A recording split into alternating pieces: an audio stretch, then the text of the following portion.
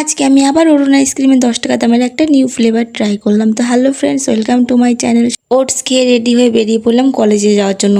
চাবি গেটে এসে দেখি গেট পড়েছে। এখানে গেট পড়লে তো ওঠার নাম মোটেও করে না, মানুষ এসে যদি মারাও যায় তাও ওখানে গেট উঠতে চায় না। তো এরপর কলেজে এসে এত সব প্যান্ডেল দেখে ফার্স্টে ভাবলাম যে হয়তো কারোর বিয়ের প্যান্ডেল হচ্ছে, তাই আমি জোকিং। তারপরে ওনাদের কাছে জিজ্ঞাসা করে শুনলাম এখানে ভোটের প্যান্ডেল হচ্ছে। আমরা বাঙালি গাইস, দেখুন একজনের সাইকেলের তালা চাবি নেই তো কি হয়েছে, একটা সাইকেলের তালা চাবি দিয়ে দুটো সাইকেল একবারে আমরা আটকে রাখছি, কারোর সাধ্য নেই এখান দিয়ে নিয়ে যাওয়ার। তো ভাবলাম এই সাইডটা এসে একটু ভিডিও করব, কিন্তু দেখো এত পাতা পড়ে আছে। কারোর বাড়িতে যদি গ্যাস শেষ হয়ে যায় তারা এই রানাঘাট কলেজে এসে বস্তা ভর্তি ভর্তি করে পাতা নিয়ে যেতে পারো, তোমাদের রান্নার জ্বালানির কোনো প্রবলেম হবে না।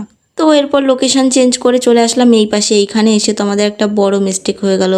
বাড়ির থেকে যদি একটা পলিথিন নিয়ে আসতে পারতাম তাহলে এই সবগুলো আম কুড়িয়ে নিয়ে বাড়ি গিয়ে মাখা করে খেতে পারতাম। কি আর করব, দুর্ভাগ্যবশত আনতে পারিনি। তো যাই হোক, সেখান থেকে বেরিয়ে চলে এসেছিলাম অরুণ আইসক্রিমের এই দোকানটা। তো ফ্রেন্ডস দেখো, এইখানে আমার মনে হয় না অরুণ আইসক্রিমের কোনো ভ্যারাইটি বাকি আছে।